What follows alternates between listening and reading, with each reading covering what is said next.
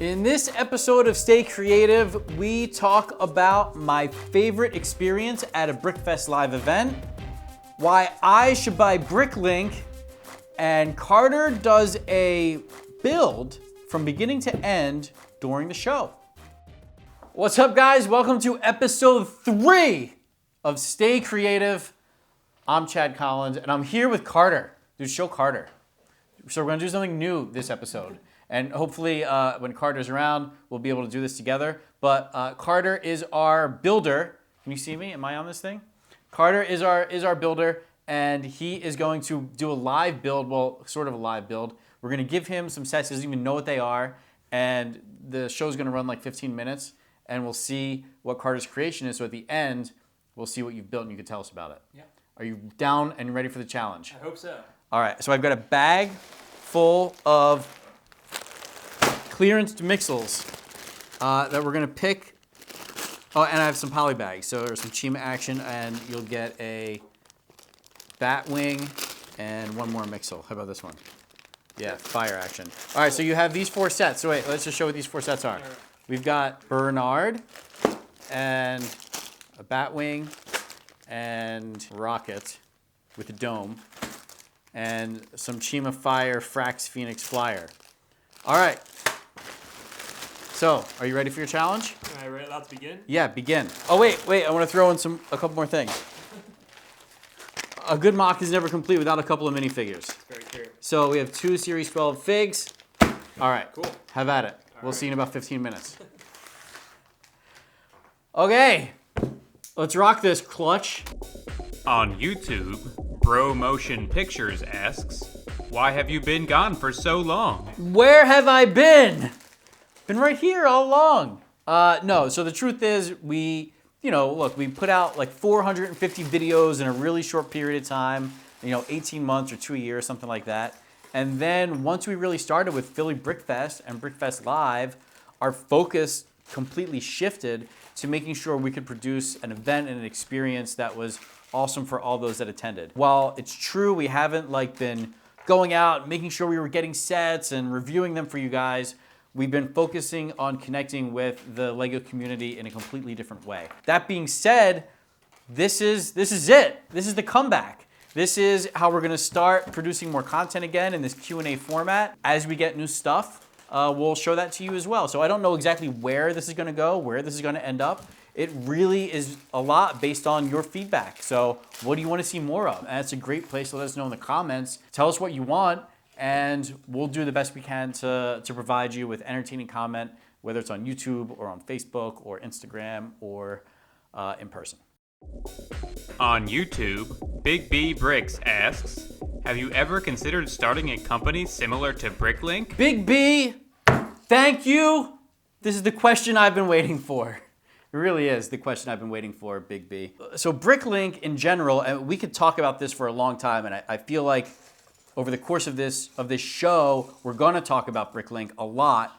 But let me just start off by saying, the short answer to your question is no. I have no intention on competing with Bricklink. Bricklink is where all the big sellers are. Bricklink is where people know to go buy. I know BrickAll exists and other sites where you can go buy individual elements, even on Amazon and eBay, you could do that type of thing. But the bottom line is, Bricklink is there, it exists, it's an institution. The problem is they're doing a ton of stuff wrong. And if someone else owned it, me, it would be a lot better. So maybe we should have that discussion, Big B. The discussion should be is, when is Chad going to buy Bricklink? And when is he gonna turn it on and make it awesome for everyone? Let's start to have that conversation and talk about all the features and all the enhancements we can make to really get that to a place that it hasn't been yet. Look, at the end of the day, there was an article published a while ago by Jay that said, we processed $40 million of transactions on Bricklink, and you know that number, and that's in a year, and you know that number's growing every single year. But is it growing enough? Look, when I was a kid, I used to write letters to LEGO asking them to sell me bulk of a specific piece. Do we have any of those? My hinge piece around? Yeah, grab. So I wanted this hinge piece, and the reason I wanted this hinge piece is because I wanted to build like the WWF belt out of these hinge pieces. So I would write to Lego and be like, I need black ones and I need yellow ones, and they would just send me back catalogs because Bricklink didn't exist. And I know right now there's people watching that maybe it's the first time they ever heard of Bricklink, and they're thinking to themselves, I want that same ability that I didn't have when I was growing up. But now it exists. And if it becomes more of a mainstream thing where more people know about it, and it's actually easy to use, and it's done right, and it's professional, and it doesn't look like it was built in 1982, then we'll have something. Chris, thanks. So this is the part. Or two parts. So I've got a bunch of them now. I still haven't built my belt, but yeah, this is the hinge piece. I wanted like thousands of these. Now I have thousands of them. It's still hard to get in yellow. I think like that's the problem. Like yellow, and I think black is available. Yellow is like really expensive. Yeah, so I have lots of ideas. Let's keep the conversation going on Bricklink. But bottom line is, in the next couple of years, I'm gonna make a real strong play. And I'm looking forward to having those conversations with Jay and the Bricklink team. On YouTube, Zebby Bricks asks, how did you make all of your great connections, and do you have any advice on how to get awesome connections? Thanks, Zebby. Best type of connections. Clearly headlight bricks.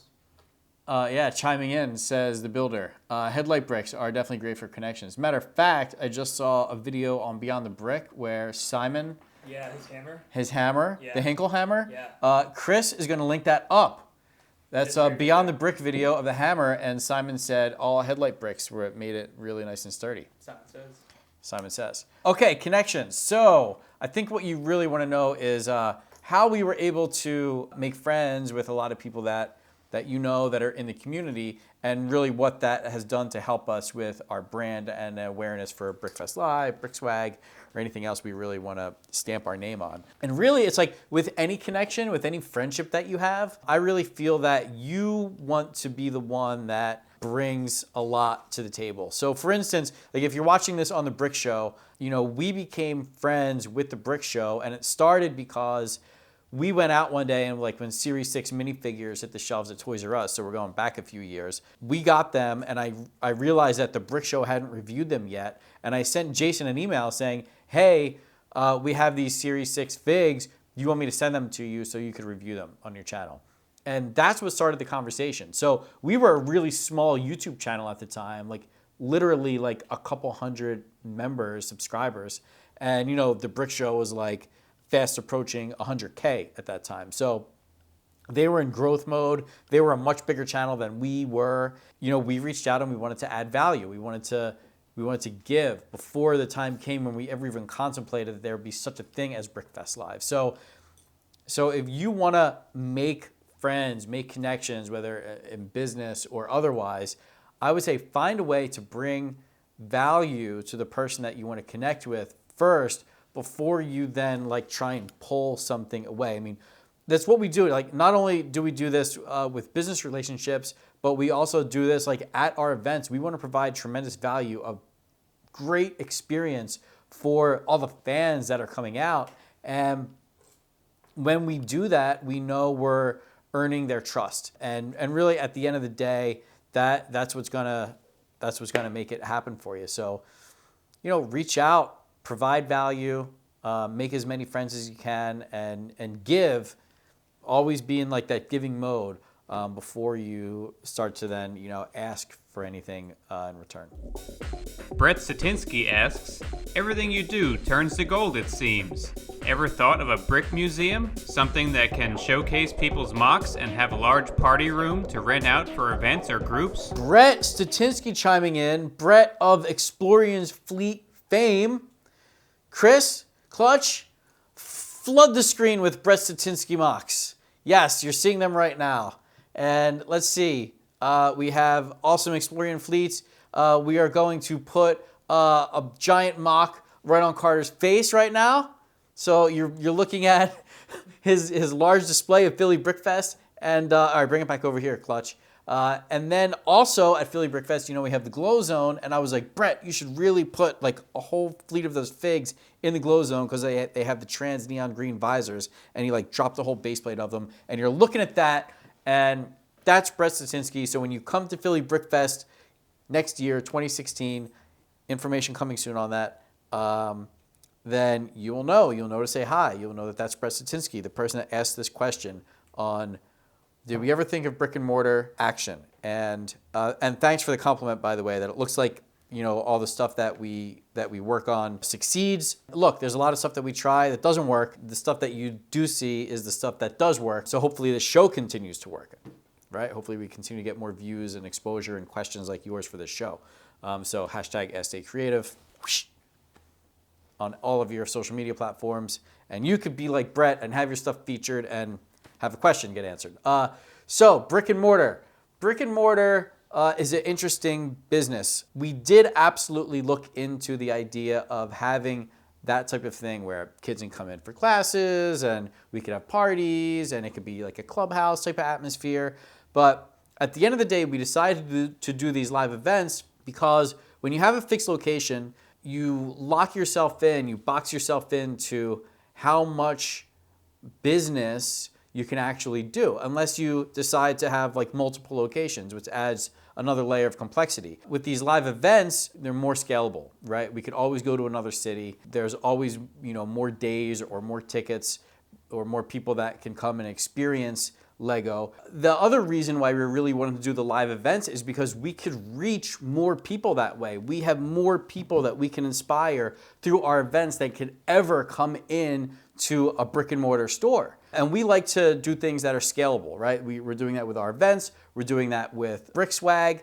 And whatever we do next, Bricklink will be scalable, infinitely scalable, and have a very large group of people that we can continue to inspire. Now, so quick story, just kind of like a lesson for brick and mortar. And if you're into that, like you just want to have a shop and it's going to provide for you and your family, that's great as long as that you top out at some point. I don't like having that limit, right? For me or any of my friends or anyone that's here. Bono at a concert once, he picked up the phone in the middle of the show and called a local pizza shop and ordered pizzas for everyone in the stadium.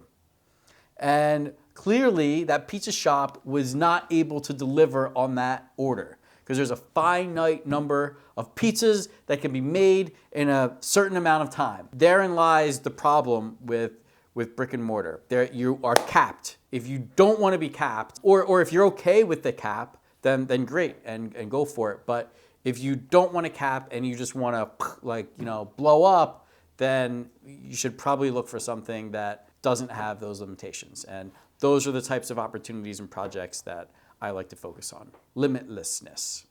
Like Lego, right, Carter? Show like Carter, he's still building. He's got a pig happening right now. And some type of Little mech action. All right, let's not ruin it. All right, more on what Carter is going to be building later. On YouTube, Aaron Valadez asks, what has been the most exciting experience at one of your shows? Aaron, great question. Let's see, most exciting experience. I'm going to answer this a couple of different ways. One is, back last July was our first show at the Meadowlands Expo Center. It was actually our first Brickfest live event because the only event before that was the original Philly Brickfest. At that show, we had the 501st, which is a group of individuals that build lifelike, movie-like Star Wars character costumes and then show up for photo ops and stuff. So we had, 20 of these characters walking around our shows, and from the minute they hit the show floor and seeing the reactions on the faces of all of our attendees, from the kids to the parents, it was incredible to see that type of emotional response when really it looks like someone walked off the movie screen right in front of you. Since then, we've requested to have the 501st at every single one of our shows, and they've come to most of them, especially in Philly. There's a huge turnout, which is great. But that, I would say, is like my most favorite experience was that one moment. I mean, now obviously I know what to expect. So new things are starting to happen. But if you look at the whole last, 18 months, that initial time that happened was it was pretty special. Now, another thing that happened, which was just kind of a surprise, something we didn't expect. At the first Philly Brick Fest, Make-A-Wish Foundation reached out to us and asked us if we would grant a wish for someone that wanted to come to Philly Brick Fest. And of course, we accommodated them. And the reason they wanted to come was to meet other people that they knew were going to be there, displaying and presenting. And for me, it was like to know that we were providing that opportunity for someone to meet someone that they looked up to and admired. And that was their wish to come to the show. And having the ability to grant that wish was something really special for me, because at the end of the day, I know he was appreciative, his family was appreciative. I mean, lots of people asked to go to Disney World or asked to meet a celebrity. And this person's wish was, I want to come to Philly Brick Fest to meet, you know, these people or this person. That was pretty awesome. That was a really great feeling. Crater, you want to chime in? Yeah, and on the topic of the 501st, one of my favorite moments was when Chewbacca, because they've got the nationally best Chewbacca here in Philly. And so he comes to all our shows, like all our Philly shows. And so he's, 7 feet tall. He's trying to walk down the hallway, so I open the door for him so he doesn't have to bang his head on the thing. And so, in this costume, full, realistic, lifelike Chewie, he just says, thank you. So being thanked personally by Chewie in English was a really cool moment for me. Yeah, because he doesn't speak English typically. Yeah, normally. He made an exception. Yeah. All right, good deal. All right, so there you go. That would be my favorite moment. Is that it? Is that question 5? Question 5, that's it. All right. Yeah, that was pretty solid. I think we got some information out there that I can't wait to start reading and seeing all the comments about. Thanks, Big B, for getting the conversation started. Good looking out. If you want your question answered on a show, use hashtag #AskStayCreative. Chris is going to put it all over the screen and in the end card, and the music is now coming on, and we're ending, and we're going to see you next Friday. Oh, we're not ending yet. Oh. All right, so we're coming toward the end. Carter, how you doing? Doing pretty good. I've got one thing pretty much done. You never really quite finish anything when you're building with a bag of random parts. So I made this cool little scavenger. All right, Carter, tell us about what you made. And then right. Chris is going to put it on the screen so everyone can see it real nice. So it's a little space mech sort of thing. It's got arms but no legs and jet engines, so it flies around. It's for the collectible scavenger asteroid miner guy. So it goes around and helps him go through asteroids, I guess. All right, so you were inspired from the minifigure. Yeah. So you saw the minifigure and then you said, all right, what can I build for this figure? Pretty much. That's So I interesting. want to build around the minifig. Because if you got no minifigure as part of your seed parts, then you would have built something completely different. Yeah. I probably would have ended up more with this, mixily demon face that I started working on. It's not really complete, just kind of starting on the head part of it. But yeah, it's horrifying. But not quite as horrifying as the flying pig I made here with the giant eyeball face, third eye or something. All right. So yeah. do you like this this little challenge during the Stay Creative show? Yeah, I do. I do enjoy playing with just a random assortment of parts that don't necessarily go together very well. But it's fun to just see what you can create using a variety of parts that you wouldn't normally use to have built. It's a very limiting sort of challenge in the way that Lego is limiting. It's a specific type of part. You can only do specific connections, but it's what you can do with those parts and those connections. Would you say that this helps you stay creative? Yeah, absolutely. It's a nice break for the day and to just play with some bricks. All right. On that note, let's wrap this up. Thanks for watching this episode of Stay Creative. Covered a lot of ground, and we'll see you in the next episode. Peace.